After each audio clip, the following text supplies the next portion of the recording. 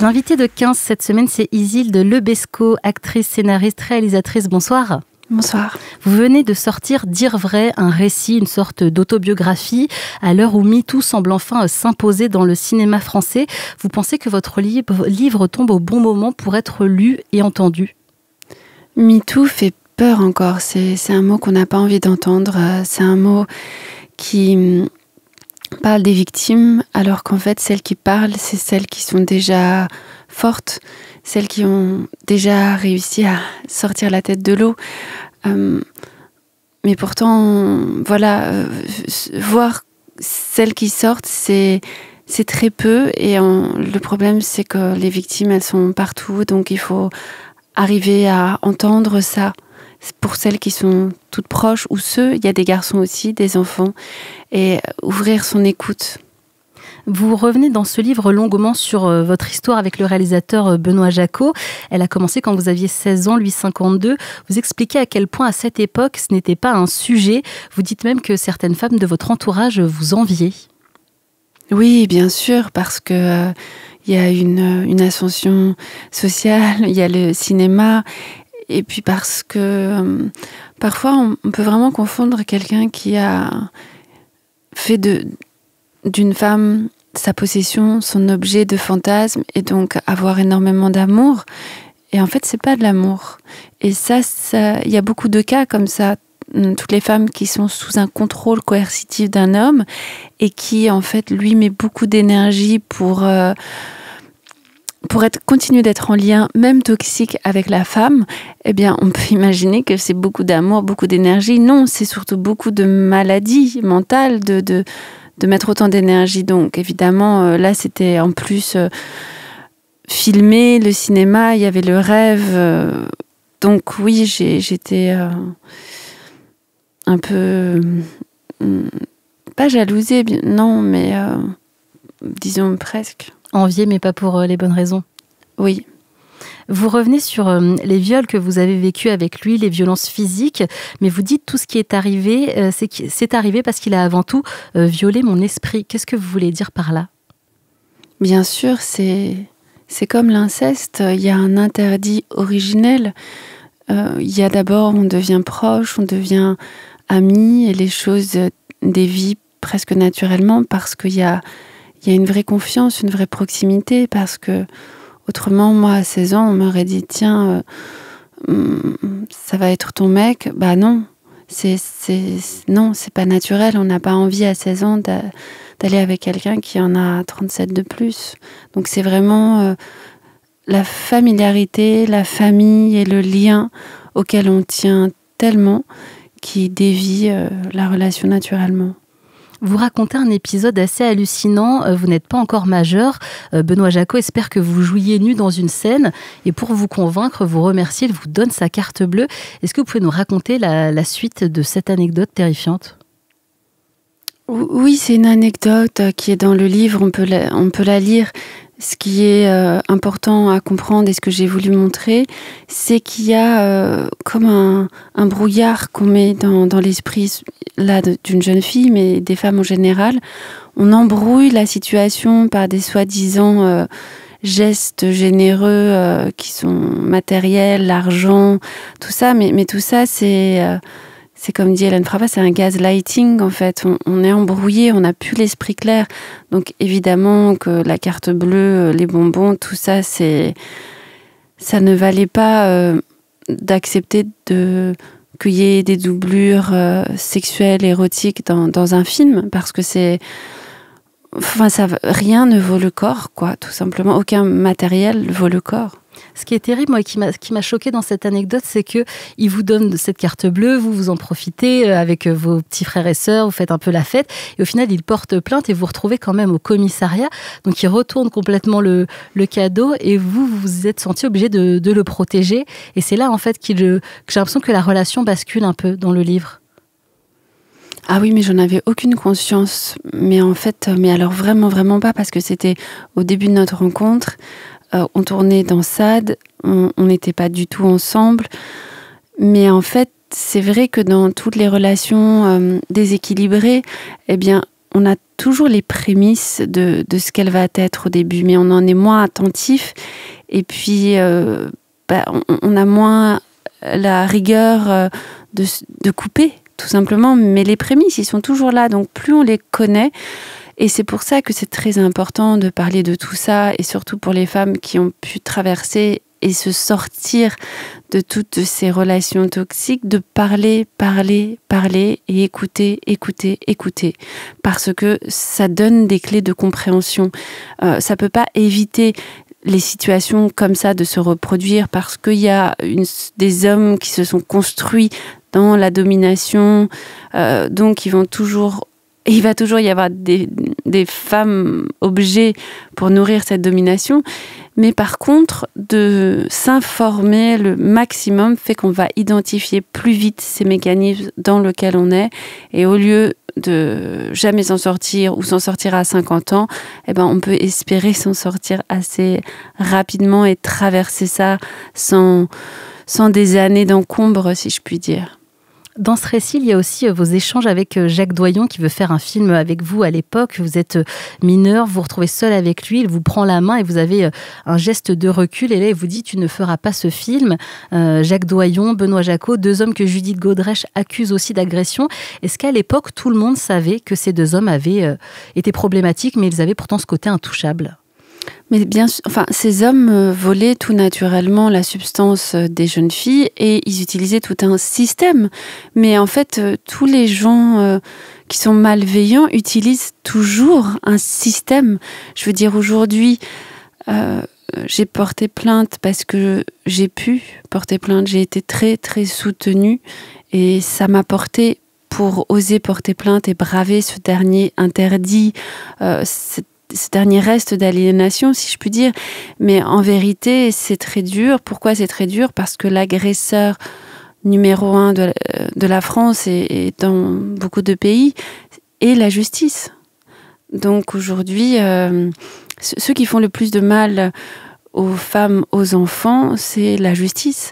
Parce que être floué, maltraité, tapé, écrasé, rabaissé par un homme, c'est une chose, mais quand son bras armé est la justice française, c'est choc sur choc sur choc. Et en général, on s'en remet pas. Justement, vous ne vouliez pas porter plainte, vous parliez d'une justice, d'une police poussiéreuse. Qu'est-ce qui a été le déclic ? Elle est pire que poussiéreuse. Pour moi, elle a été assassine, sanguinaire. Seulement, j'ai été portée par les femmes, par tout ce qui se passe, par le livre et par cette chance.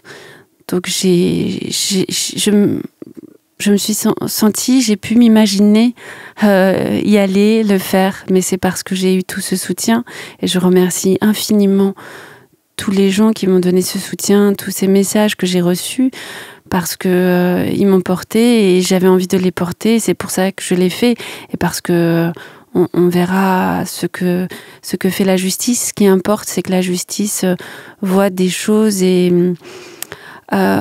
définisse, se désolidarise de la domination, du patriarcat. Ça, c'est très, très important. Et c'est pour ça que je fais tout ça, pour être un cas en plus, pour que la justice cesse d'être ce complice absolu de ces prédateurs, agresseurs, tout ça, quoi. Vous dites, je ne le fais pas seulement pour moi, je le fais aussi pour les autres jeunes filles. Vous pensez aux... les jeunes filles et les femmes, en général, oui, bien sûr. C'est en général ou c'est les autres victimes c'est toutes les victimes, et c'est même les garçons, les enfants. Je veux dire, il y a des garçons qui se font violer par un parent et la justice ne fait rien et elles sont informées.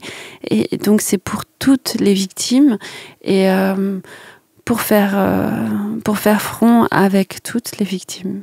Qu'est-ce que vous espérez de cette plainte ? Est-ce que vous en espérez quelque chose ? Non, j'en espère pas. J'en espère rien parce que j'ai espéré par le passé que la justice était une justice, mais elle ne l'est pas. Il faut bien l'admettre. La justice est la justice est constituée, fabriquée dans la domination de l'homme et à tous ses postulats. Donc, elle j'offre mon cas, en fait, mais malheureusement, j'espère rien. Après, l'opinion publique aujourd'hui est telle, et les femmes sont tellement, j'espère, un peu plus fortes, un peu plus libres de dire les choses entre nous. C'est-à-dire qu'on sort de la honte pour des choses qu'on nous a fait. Donc, c'est ensemble qu'on fait tout ça. Donc, on le fait pour tout, en fait, vraiment. S'il y a quelque chose qui est jugé dans ma situation, eh bien, ça sera utilisé. Ça veut dire que c'est pour faire jurisprudence. Et ça sera utilisé si on estime qu'il y a un contrôle coercitif sur... c'est-à-dire un terrorisme intime, quelqu'un qu'on peut tenir dans la main parce qu'on on la met en situation de vulnérabilité, d'assujettation. Donc, si tout ça est vu, compris, accepté par la justice et aussi par l'opinion publique, on fera des grands pas. Benoît Jacquot a tenu à vous voir quand Judith Godrèche a sorti sa série. Est-ce que selon vous, il sentait le vent tourner et il voulait se protéger ? Alors, quand on a été dans des situations, il y a une chose qui est très importante, c'est ne plus jamais penser à la place de l'autre, parce qu'en général, c'est une aliénation qu'on a, et moi je l'ai eue donc depuis quand même mes 16 ans, et aujourd'hui j'ai cette rigueur absolue de ne pas penser à la place des autres, et a fortiori de quelqu'un qui m'a objetisée. Est-ce que vous l'avez ressenti comme ça ? Quand il a voulu vous voir à cette période-là, où vous n'en étiez pas là, vous, à le voir encore comme un agresseur et à porter plainte contre lui déjà ? Non, j'étais pas du tout disposée à ça. J'ai pas en fait réfléchi, j'ai pas envie d'interpréter à la place des gens. Ce qui est important, c'est d'écouter, se constituer, tendre la main à une écoute, que les gens comprennent, les hommes beaucoup, parce que malheureusement, c'est la majorité, que... il y a des vies détruites. Quand il y a de la chance qu'il y ait une conclusion de justice, elle est toujours si minime par rapport aux vies abîmées, gâchées de ces femmes ou de ces victimes et de ces enfants, évidemment. On sait les enfants victimes, à quel point c'est difficile de s'en remettre. Donc il faut faire des lois extrêmement rigides afin que ces gens-là, il y en a beaucoup qui veulent pas être contre la loi, et bien que ces gens-là n'agissent plus comme ça, pas parce que tout d'un coup ils le comprennent et qu'ils seront des meilleures personnes, ça quelque part c'est un autre problème, mais parce qu'il y a des lois qui protègent des fonctionnements qui vont être malveillants, dominants, abîmés, voilà. Est-ce que vous avez échangé avec Judith Godrèche au sujet de Benoît Jacquot ? Est-ce que vous vous soutenez dans cette période de libération de la parole ? Je crois qu'être victime, c'est quelque chose de très intime. C'est s'ouvrir, parler, c'est très intime. Et voilà, on navigue avec la vie et avec les paroles des unes et des autres. Ce qui est bouleversant pour moi, c'est que d'avoir écrit ce livre et d'avoir été si intime dans ce livre ouvre l'intimité de toutes les femmes et parfois les hommes aussi que je vois. Et cet espace de vérité, d'authenticité, où on se dit sans honte tout ce qu'on a subi et ça sort, c'est très important en fait. On ne sait pas à quel point pour la santé, il est important de dire les choses et de s'en défaire, parce qu'en fait, sinon, il est mis, c'est comme des cellules malades dormantes dans le corps. Au-delà de vos expériences personnelles, c'est tout un système que vous dénoncez. Vous parlez aussi d'Emmanuel Berco, qui vous a imposé une scène où vous deviez voir un sexe d'homme en érection quand vous étiez très jeune, une scène aussi où vous subissez plusieurs gifles. Est-ce que le cinéma, c'était ou c'est encore un milieu où la violence des réalisateurs s'exerce sans retenue ? Aujourd'hui, je ne sais pas.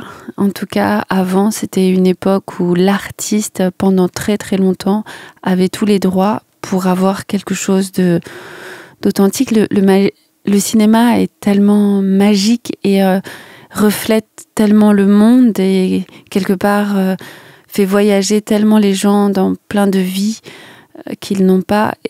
Eh bien... voilà, ça leur donnait tous les droits impunément de faire ce qu'ils voulaient. Emmanuelle Berco a mal vécu, dit-elle, d'apparaître dans votre livre. Est-ce qu'elle est le symbole de certaines femmes qui ont du mal à admettre qu'elles aussi, elles ont pu être maltraitantes dans le cinéma? Encore une fois, le cinéma est le reflet de notre vie, donc je peux répondre à la question, mais de manière globale. Et bien sûr, il y a des femmes, et je ne parle pas spécifiquement d'Emmanuelle Berco, mais il y a des femmes qui, quand elles ne sont pas en empathie, elles ne sont pas bienveillantes, elles sont pires que les hommes, il faut le dire, évidemment. C'est-à-dire que ce soit la justice ou justement une femme pour une autre femme, a priori, on se sent en confiance et on a l'impression qu'on peut dire, enfin, on n'est plus en défense. Et c'est là que ça fait le plus mal. Donc oui, bien sûr, les femmes peuvent être aussi terribles entre elles quand elles ne sont pas avant tout douces, bienveillantes surtout. Vous êtes très honnête dans ce livre, vous vous remettez vous aussi en question, vous dites que vous avez fait tourner votre frère et que vous aviez ajouté au montage une scène sexuelle avec des plans d'un acteur qui n'était pas lui, ce que vous avez fait vivre Benoît Jacot. Est-ce que là vous vous dites avec le recul que la maltraitance engendre la maltraitance? Oui, bien sûr, et je vous dis franchement, reparler de ça et penser à ça, c'est toujours douloureux, parce que en fait, ce qui est bizarre, c'est que ce qui fait le plus mal, c'est même pas le mal qu'on nous a fait, c'est le mal qu'on a fait, dont on s'est pas rendu compte et qui n'était pas volontaire. Donc oui, évidemment qu'il faut une force inouïe pour pouvoir dire « j'ai été tapée, on m'a fait mal et j'ai pas envie que ça se reproduise ». Il faut une puissance de dingue pour ça. Naturellement, on a plutôt envie de mettre ce mal dormant en soi et puis du coup nécessairement de le reproduire. On n'a pas trop de solutions, on n'a pas trop d'autres choix que de le reproduire plus ou moins violemment si on n'a pas parlé, pris conscience, nommé, identifié et éventuellement été porté plainte, même si on a potentiellement un autre agresseur, évidemment. Votre sœur Maïwenn est assez présente dans votre récit. Aujourd'hui, je crois que vous ne vous parlez plus. Vous revenez surtout sur son histoire avec Luc Besson. Luc Besson qui l'a quittée alors qu'elle était mineure et qu'ils venaient d'avoir une fille ensemble. Vous expliquez comment cette histoire vous a traumatisé et a longtemps façonné votre propre vision des hommes. C'était important pour moi de dire aussi qu'il y a les victimes et il y a les témoins des victimes. Et elles ont mal et elles sont parfois très choquées aussi. Un exemple d'enfant qui voit sa mère maltraitée, insultée, violentée, tapée par son père, c'est des blessures très, très difficiles, évidemment. Donc il y a vraiment... Il faut comprendre que les gens autour des victimes sont aussi victimes. Vous reprochez à Luc Besson de ne pas bien avoir agi avec votre sœur et même avec vous qui étiez encore une Déjà, enfant. je le reproche pas, je l'écris, mais c'est pas un reproche, c'est un constat. Ça a été dur pour vous de coucher tout ça sur papier? Est-ce que vous avez un retour? Oui, bien sûr, ça a été très dur parce que y a un interdit. Quand ces gens-là agissent comme ils agissent, il y a un interdit très clair qui est posé. Et tout d'un coup, de dire, en fait, ça, nommer encore une fois, identifier, c'est braver l'interdit et c'est très dur, bien sûr. Dans ce livre, j'ai l'impression que vous invitez les victimes à être plus douces avec elles. Vous rappelez que si vous avez vécu tout ça, c'est aussi parce que vous avez vécu une enfance dysfonctionnelle, qu'il y a eu des parents violents. Et vous dites que les agresseurs, ils savent se servir de toutes ces failles. Oui, parce que quand on est quelqu'un qui veut, disons, être une bonne personne, hein, même si on fait des erreurs, eh bien, moi, je m'en suis voulu beaucoup de ce qu'on m'avait fait et je crois que c'est assez naturel pour les victimes. Et d'ailleurs, toute la société nourrit ça. Vous l'avez quand même voulu qu'il vous viole ou vous l'avez voulu qu'il vous fracasse. Enfin, donc, il faut absolument se désaliéner de ça. Quand on est victime et on doit s'envoyer la douceur que parfois on n'a pas des proches ou de la justice. Il faut se la créer et éventuellement trouver les bonnes écoutes, mais c'est difficile parce que là, on peut m'écouter parce qu'il y a une distance, parce que j'ai cette force d'être sortie de tout ça, que je vais mieux. Mais si je venais là en vous disant, là, hier soir, je me suis fait taper la gueule, j'ai le visage en sang, on aurait plus de mal. M'écouter, c'est trop pathétique. On n'a pas envie d'écouter ça. On zappe. C'est comme l'horreur de la guerre. On n'a pas le pouvoir de résoudre les choses, donc on les évite parfois, souvent. Vous racontez qu'après avoir quitté Benoît Jacot, vous avez eu du mal à travailler en France. Après avoir quitté une pièce de théâtre à cause d'un metteur en scène toxique, vous n'avez plus fait de théâtre. Comment tous les hommes avec qui vous avez travaillé vous ont fait perdre de l'argent ou ont insisté pour que leur nom apparaisse avant le vôtre? Quel recul vous avez sur tout ça? Eh bien, mon mécanisme de me défendre moi, qui est normalement la chose la plus essentielle quand même, il était pas fonctionnel. Donc à chaque fois, j'agissais pour le bien de l'autre, celui qui avait le contrôle sur moi. Et quelque part, ils se le sont passés l'un après l'autre. Mais il faut comprendre que dès qu'une personne agit contre son propre intérêt, contre son gré, c'est qu'il y a autour d'elle l'ombre de quelqu'un qui a le contrôle sur elle, parce qu'autrement, c'est pas logique. Toutes ces histoires, est-ce qu'elles expliquent aussi que le monde de la culture, il est encore tenu aujourd'hui par des hommes? Mais le monde entier est tenu par les hommes et par leurs postulats, évidemment, et par la domination, évidemment. Pas que le monde de la culture, partout, partout, partout. Est-ce que vous avez peur aujourd'hui avec ce livre de moins travailler, que des portes se ferment? Tout ça s'est imposé à moi aussi parce que j'avais besoin que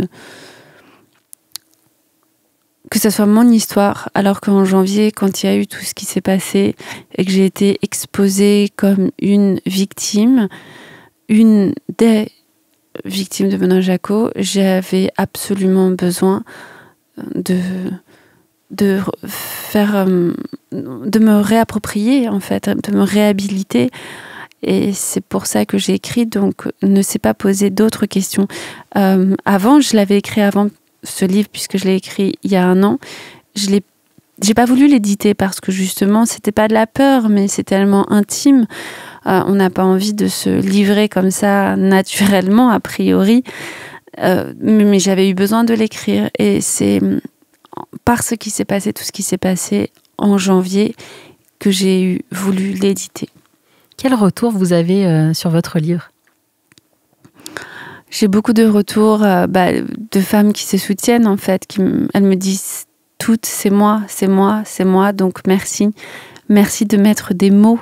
J'ai pris tellement de temps, tellement d'énergie et toute ma vie pour refaire ce récit, essayer de déconstruire tous les mécanismes qui étaient mauvais pour moi et que j'ai tout naturellement suivi. Et donc c'est pour les femmes, oui, bien sûr, c'est un cadeau, comme beaucoup de livres ont aussi été pour moi des cadeaux immenses.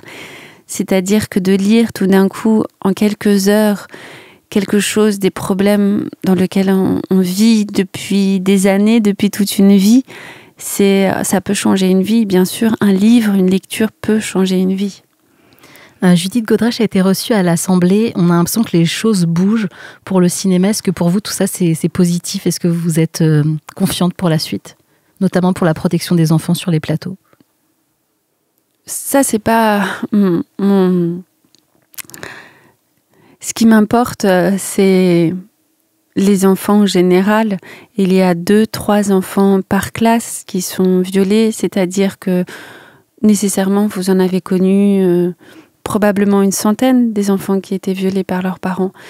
C'est ça qui est important, c'est de faire en sorte que ces enfants ne soient plus violés, parlent et surtout qu'on les reçoive et qu'on les protège.